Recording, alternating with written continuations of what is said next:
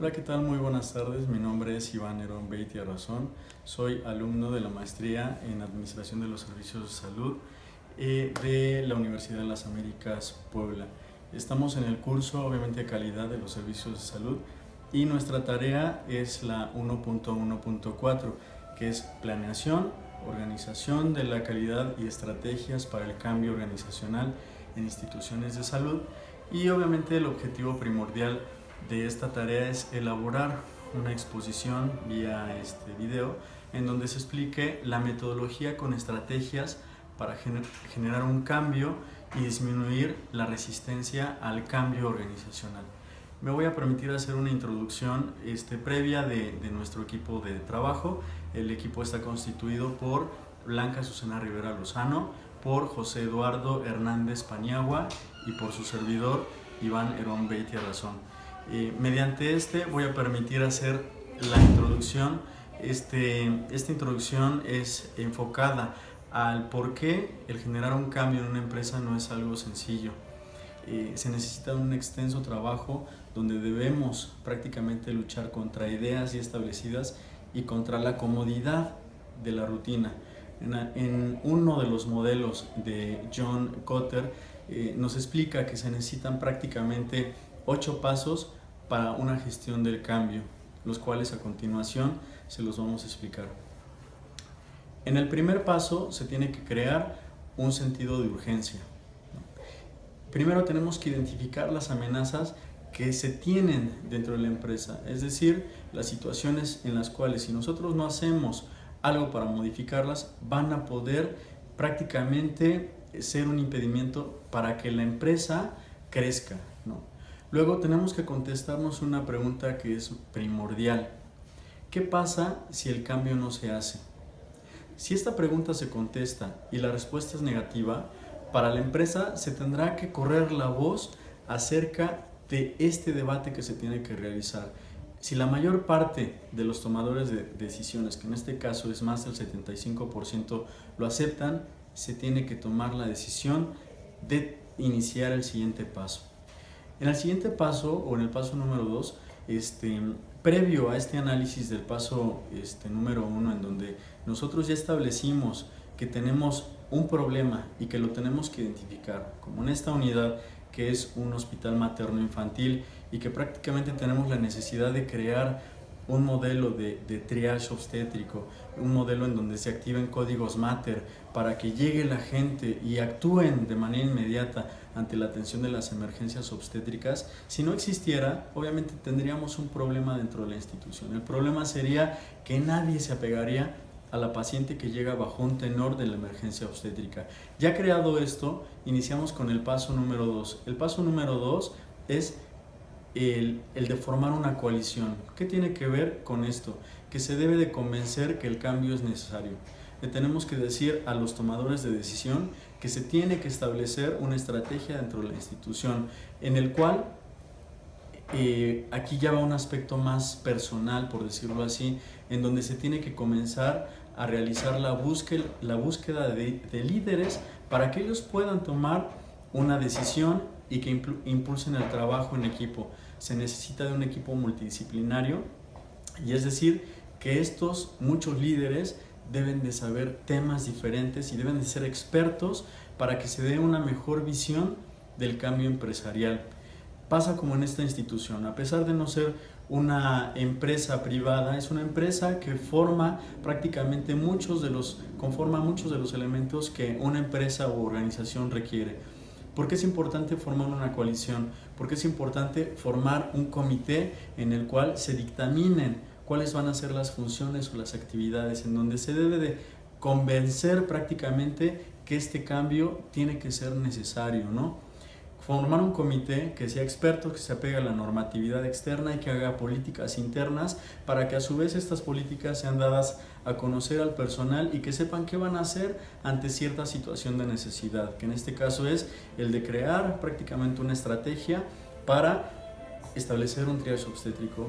Es el ejemplo que ponemos, un módulo de valoración individual, dictaminar cuando una paciente requiere una atención inmediata, voceo para que la gente conozca ya prácticamente que es obligatorio que todo el equipo llegue y las funciones que todos y cada uno de nosotros vamos a realizar ante esta situación emergente.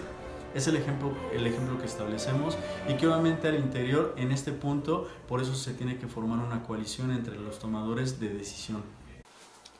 Punto 3. Crear una visión para el cambio. Una vez teniendo a nuestro equipo de trabajo, es importante darles a conocer la finalidad del cambio, determinar los valores fundamentales con los cuales se va a regir y consolidar todas las ideas.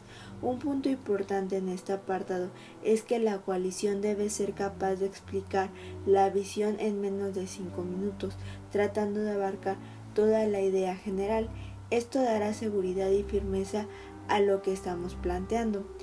Como ejemplo, ya que se haya creado la estrategia de las políticas con el equipo multidisciplinario y se cuente con la currícula de capacitación, se debe de transmitir al resto del personal para que se capacite con relación a las políticas y de la forma en cómo se va a llevar a cabo este proceso. Punto número 4. Comunicar la visión. Cada vez que se pueda comunicar la idea de la visión, debe de haber congruencia en nuestros actos, si es que se tiene algo que ver con el cambio para que esto se vea reflejado. Como ejemplo, ya que se haya establecido la forma de trabajo, después de un código mater se puede establecer una reunión de retroalimentación donde se le orienta al personal la forma de trabajo con la que se debe de trabajar en la implementación de esta estrategia, reconociendo las actividades de todos e identificando los errores para poder mejorar. Punto número 5. Eliminar obstáculos. Las medidas que debemos tomar principalmente serán reforzar constantemente la búsqueda de líderes, creando lazos fuertes de confianza. Debemos reconocer a quienes sí están trabajando por el cambio y por último ayudar a las personas que se resisten a este.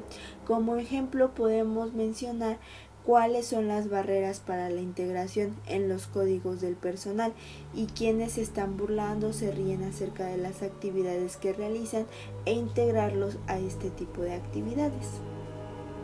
El siguiente punto es asegurar triunfos a corto plazo, en donde permitirá blindar el proceso ante los negativos y crear el sentimiento de que estamos avanzando.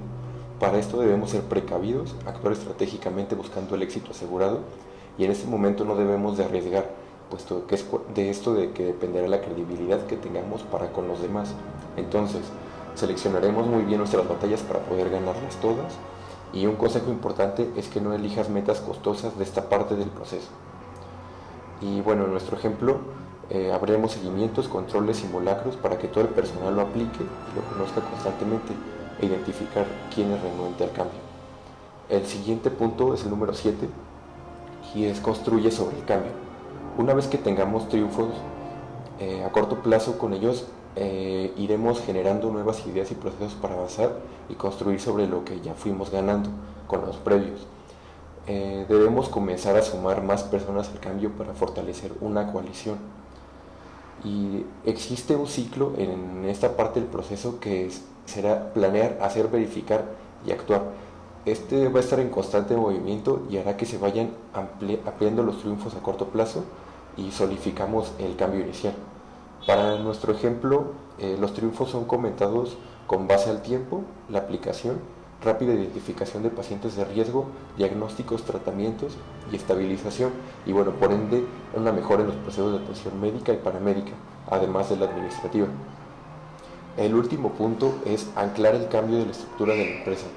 Finalmente, que el cambio se quede como parte del núcleo de la organización, es decir, cambiar la perspectiva de lo que al principio fue un cambio y que al final ya es parte del lugar donde trabajamos. Si hacemos bien nuestro trabajo, al final las personas que lleguen a ver el cambio se verán recompensadas con una mejor empresa y creyendo firmemente en el trabajo que hicieron y nos dará pauta para comenzar a planificar nuevos cambios para un mejor funcionamiento de la misma. En nuestro ejemplo, es tan común que se realice la dinámica que no los estaban convenciendo del cambio, que ahora creen que los beneficios son muchos y permanentes por los logros obtenidos en un corto tiempo. El ejemplo más evidente es cómo se responde ante una emergencia donde poca gente sentía el compromiso de la emergencia y cómo se incorporan en la dinámica cuando trabajan en equipo. Y bueno, como conclusión, Tenemos que ante cualquier intención de cambio debemos formularnos las siguientes preguntas. ¿Por qué cambiar? ¿Para qué cambiar? ¿Cuál es la dirección del cambio? Para que éste tenga sentido y realmente sepamos si este cambio tendrá un impacto positivo. Para que un cambio surta efecto dentro de nuestra organización es indispensable llevar a cabo los pasos antes descritos. Es de gran importancia tener identificado el agente de cambio de manera precisa para no generar ninguna duda y tener la firme certeza de que lo están haciendo y siempre en beneficio de la empresa. Y bueno, también de las personas que ahí trabajen, como jefes de una organización, tenemos que priorizar los problemas que surjan con el cambio y tratar de hacerlos lo más digeribles para las demás personas. Y como ya comentábamos, habrá gente que no esté de nuestro lado. Por tanto, debemos de estar conscientes y no negarnos ante las discrepancias que sucedan. Nos harán tener un enfoque global y así evitar la confusión y sabotaje de nuestras ideas. Articulando y comunicando una visión del futuro es como tenemos nuestras cartas sobre la mesa y será la forma más honesta de comunicar los planes a futuro. Un buen líder es aquel que sabe escuchar y atiende las necesidades de los demás sin dejar a un lado los intereses personales y de la empresa.